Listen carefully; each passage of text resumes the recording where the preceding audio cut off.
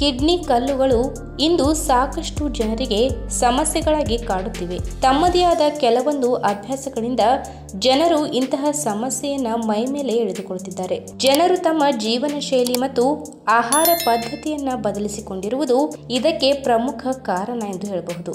ಹಾಗಾದರೆ ಕಿಡ್ನಿ ಕಲ್ಲುಗಳ ಪ್ರಕಾರಗಳು, ಏಕೆ ಕಿಡ್ನಿ ಕಲ್ಲುಗಳು ಉಂಟಾಗುತ್ತವೆ, ಜೊತೆಗೆ ಕಿಡ್ನಿ ಕಲ್ಲುಗಳಿಂದ ಆಗಬಹುದಾದ ತೊಂದರೆಗಳು ಮತ್ತು ತೆಗೆದುಕೊಳ್ಳಬೇಕಾದ ಮುನ್ನೆಚ್ಚರಿಕೆ ಕ್ರಮಗಳ ಬಗ್ಗೆ ಇವತ್ತಿನ ವಿಡಿಯೋ ಮುಖಾಂತರ ತಿಳಿದುಕೊಳ್ಳೋಣ. ಅದಕ್ಕಿಂತ ಮುಂಚೆ ನೀವಿನ್ನು ನನ್ನ ಚಾನಲ್ಗೆ ಸಬ್ಸ್ಕ್ರೈಬ್ ಆಗಿಲ್ಲ ಅಂದ್ರೆ ಪ್ಲೀಸ್ ಸಬ್ಸ್ಕ್ರೈಬ್ ಮಾಡ್ಕೊಳ್ಳಿ, ಹಾಗೆ ಪಕ್ಕದಲ್ಲಿ ಇರುವಂತಹ ಬೆಲ್ ಐಕಾನ್ ನ ಕ್ಲಿಕ್ ಮಾಡಿ.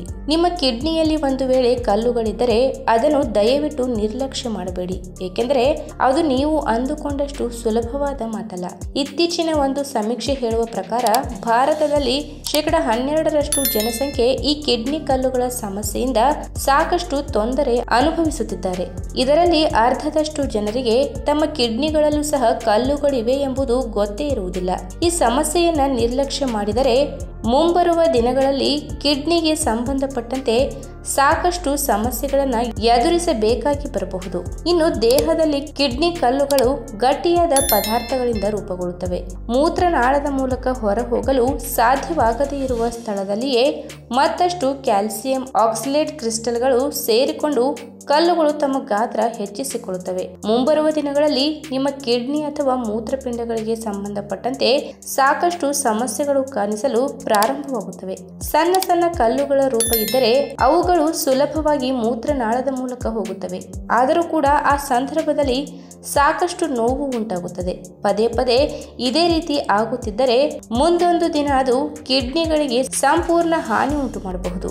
ಇನ್ನು ಕಿಡ್ನಿ ಕಲ್ಲುಗಳು ಉಂಟಾಗಲು ಕಾರಣಗಳು ಏನೆಂದರೆ ಕಡಿಮೆ ಪ್ರಮಾಣದಲ್ಲಿ ನೀರಿನ ಅಂಶ ಸೇವನೆ ಮಾಡುವುದು, ಹಾರ್ಡ್ ವಾಟರ್ ಸೇವನೆ ಮಾಡುವುದು, ಅಷ್ಟಲ್ಲದೆ ಉಪ್ಪಿನ ಅಂಶ ಹೆಚ್ಚಾಗಿರುವ ಆಹಾರಗಳನ್ನು ತಿನ್ನುವುದು ಮತ್ತು ಮಸಾಲೆ ಪದಾರ್ಥಗಳನ್ನು ಹೆಚ್ಚು ಸೇವನೆ ಮಾಡುವುದು. ಇನ್ನು ಕಿಡ್ನಿ ಕಲ್ಲುಗಳಲ್ಲಿ ವಿವಿಧ ಪ್ರಕಾರಗಳನ್ನು ನೋಡುವುದಾದರೆ ಮೊದಲಿಗೆ ನೀವು ನಿಮ್ಮ ಕಿಡ್ನಿಯಲ್ಲಿ ಯಾವ ತರಹದ ಕಲ್ಲು ಇದೆ ಎಂಬುದನ್ನು ತಿಳಿದುಕೊಳ್ಳಬೇಕು. ಇದು ಅನಂತರದಲ್ಲಿ ನಿಮಗೆ ಕಿಡ್ನಿ ಕಲ್ಲುಗಳನ್ನ ಯಾವ ರೀತಿ ಕಡಿಮೆ ಮಾಡಿಕೊಳ್ಳಬೇಕು ಎಂಬುದರ ಬಗ್ಗೆ ಸೂಚನೆ ಕೊಡುತ್ತದೆ. ನೀವು ನಿಮ್ಮ ವೈದ್ಯರಿಗೆ ನಿಮ್ಮ ಸಮಸ್ಯೆಯ ಬಗ್ಗೆ ತಿಳಿಸಿ ಅವರಿಂದ ಸೂಚನೆಗಳನ್ನ ಪಡೆದುಕೊಳ್ಳಬಹುದು. ಇನ್ನು ಕಿಡ್ನಿ ಕಲ್ಲುಗಳ ವಿಧಗಳನ್ನು ನೋಡುವುದಾದರೆ ಸಾಕಷ್ಟು ಕಿಡ್ನಿ ಕಲ್ಲುಗಳು ಕ್ಯಾಲ್ಸಿಯಂ ಕಲ್ಲುಗಳ ರೂಪದಲ್ಲಿವೆ. ಕ್ಯಾಲ್ಸಿಯಂ ಆಕ್ಸಲೇಟ್ ಈ ರೀತಿ ಕಲ್ಲುಗಳ ರೂಪ ಪಡೆದುಕೊಳ್ಳುತ್ತದೆ.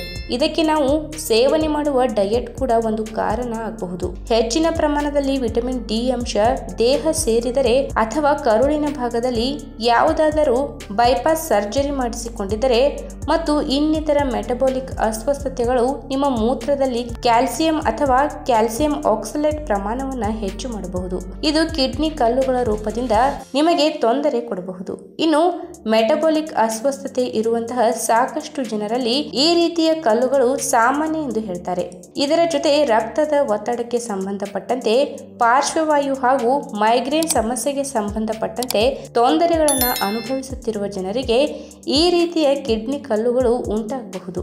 ಇನ್ನು ನಿಮ್ಮ ದೇಹದಲ್ಲಿ ಪದೇ ಪದೇ ನಿರ್ಜಲೀಕರಣ ಸಮಸ್ಯೆ ಉಂಟಾಗುತ್ತಿದ್ದರೆ, ಅದೇ ರೀತಿ ಹೆಚ್ಚು ಬೇದಿ ಅಥವಾ ನೀವು ಸೇವನೆ ಮಾಡಿದ ಆಹಾರ ಪದಾರ್ಥಗಳಿಂದ ದ್ರವಾಂಶದ ಜೊತೆಗೆ ಇನ್ನಿತರ ಪೌಷ್ಟಿಕ ಸತ್ವಗಳು ನಿಮ್ಮ ದೇಹಕ್ಕೆ ಸರಿಯಾಗಿ ಹೀರಿಕೊಳ್ಳದೇ ಇದ್ದರೆ, ಒಂದು ವೇಳೆ ನೀವು ಮಧುಮೇಹ ಸಮಸ್ಯೆಯಿಂದ ಅಥವಾ ಮೆಟಬಾಲಿಕ್ ಸಿಂಡ್ರೋಮ್ ಸಮಸ್ಯೆಯಿಂದ ತೊಂದರೆ ಅನುಭವಿಸುತ್ತಿದ್ದರೆ ಅಂತವರಿಗೆ ಯೂರಿಕ್ ಆಮ್ಲದ ಕಲ್ಲುಗಳು ಉಂಟಾಗಬಹುದು.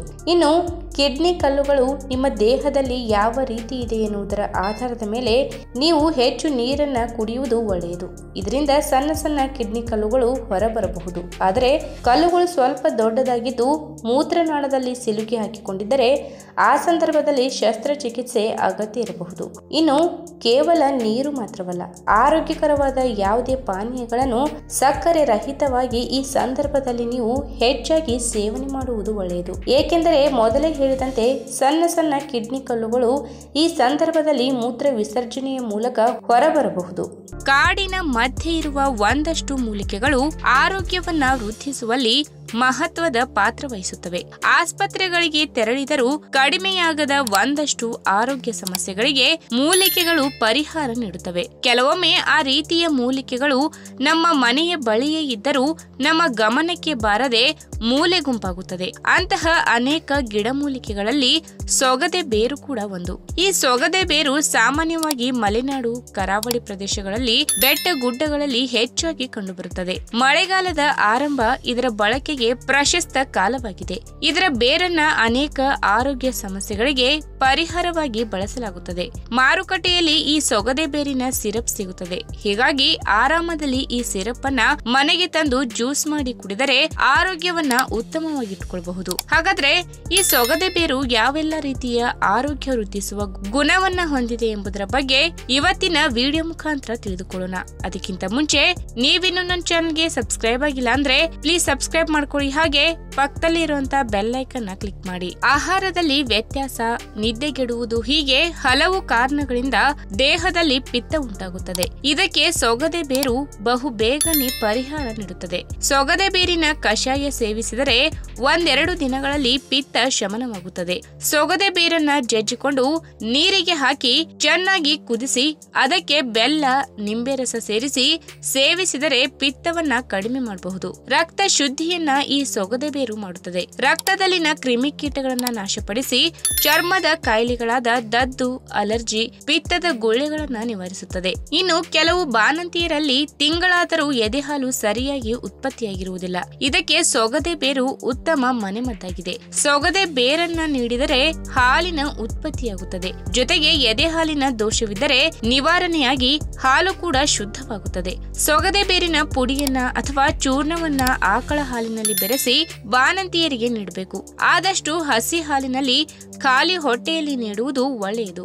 ಆಯುರ್ವೇದದಲ್ಲಿಯೂ ಎದೆ ಹಾಲಿನ ಉತ್ಪತ್ತಿಗೆ ಸೊಗದೆ ಬೇರನ್ನ ಬಳಸಲಾಗುತ್ತದೆ. ಇನ್ನು ಸಾಮಾನ್ಯವಾಗಿ ದೇಹ ಉಷ್ಣತೆಯಿಂದ ಕೂಡಿದ್ದರೆ ಬೇಸಿಗೆಯ ಸಮಯದಲ್ಲಿ ಉರಿಮೂತ್ರ ಸಮಸ್ಯೆ ಕಾಣಿಸಿಕೊಳ್ಳುತ್ತದೆ. ಇದಕ್ಕೆ ಸೊಗದೆ ಬೇರು ಪರಿಹಾರ ನೀಡುತ್ತದೆ. ಉರಿಮೂತ್ರ ಉಂಟಾದರೆ ಇದರ ಚೂರ್ಣವನ್ನ 3 ರಿಂದ 6 ಗ್ರಾಂನಷ್ಟು ತೆಗೆದುಕೊಂಡು ಎಳೆನೀರು ಅಥವಾ ಹಾಲಿನಲ್ಲಿ ಸೇರಿಸಿ ಕುಡಿದರೆ ದೇಹ ತಂಪಾಗಿ ಉರಿಮೂತ್ರದ ಸಮಸ್ಯೆ ನಿವಾರಣೆಯಾಗುತ್ತದೆ. ಅತಿಯಾದ ಬಾಯಾರಿಕೆಯಾದರೂ ಈ ಸೊಗದೆ ಬೇರಿನ ಕಷಾಯ ಮಾಡಿ ಸೇವಿಸಬಹುದು. ಇದರಿಂದ ದೇಹದಲ್ಲಿನ ಅನುಪಯುಕ್ತ ವಸ್ತುಗಳು ಮೂತ್ರದಲ್ಲಿ ಹೊರ ಹೋಗುವಂತೆ ಇದು ಮಾಡುತ್ತದೆ. ನಿಶಕ್ತಿ ನಿವಾರಣೆಯಾಗುತ್ತದೆ. ಅಷ್ಟೇ ಅಲ್ಲದೆ ದೇಹದಲ್ಲಿ ಉಷ್ಣತೆ ಹೆಚ್ಚಾಗಿದ್ದರೆ ಅಥವಾ ಪಿತ್ತವಾಗಿದ್ದರೆ ಬಾಯಿಯಲ್ಲಿ ಹುಣ್ಣುಗಳಾಗುತ್ತವೆ. ಅಗಾಧ ನೋವು, ಹಿಂಸೆಯನ್ನ ನೀಡುವ ಹುಣ್ಣುಗಳನ್ನ ಗುಣವಾಗಿಸಲು ಸೊಗದೆ ಬೇರು ಉತ್ತಮ ಮನೆಮದ್ದಾಗಿದೆ. ಮಂಡಿಯೂತಕ್ಕೆ ಕೂಡ ಈ ಸೊಗದೆ ಬೇರಿನಿಂದ ಪರಿಹಾರ ಸಿಗುತ್ತದೆ. ಸೊಗದೆ ಬೇರಿನ ಪುಡಿಯನ್ನು ನೀರಿನಲ್ಲಿ ಕಲಸಿ ಹಚ್ಚಿದರೆ ಮಂಡಿಯೂತ ಮತ್ತು ನೋವು ಕೆಲವು ದಿನಗಳಲ್ಲಿ ನಿವಾರಣೆಯಾಗುತ್ತದೆ. ಈ ವಿಡಿಯೋ ನಿಮಗೆ ಇಷ್ಟವಾದಲ್ಲಿ ತಪ್ಪದೆ ಲೈಕ್ ಮಾಡಿ, ಶೇರ್ ಮಾಡಿ, ಹಾಗೆ ನಿಮ್ಮ ಅನಿಸಿಕೆನ ಕಮೆಂಟ್ ಮೂಲಕ ತಿಳಿಸಿ.